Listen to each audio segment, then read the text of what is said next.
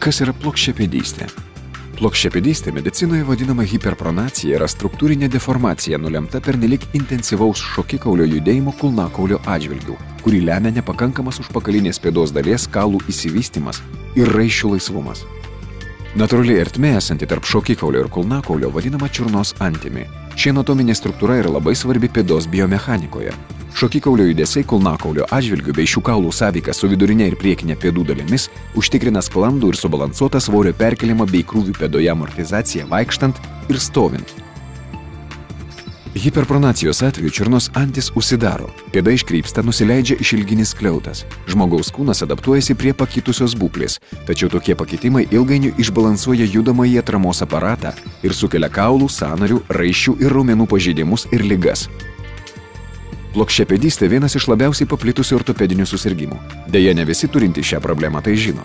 Neretai plokščiapėdystės simptomai pasireiškia ne pėdoje, bet kitose kūno vietose – kelių ar klubų sąnariuose, nugaroje ir kitur. Dažnai pastarieji sutrikimai yra gydomi nenustačius pagrindinės susirgimo priežasties – plokščiapėdystės. Todėl gydymas nebūna labai efektyvus, skausmas kartojasi arba atsiranda kitų nusiskundimų.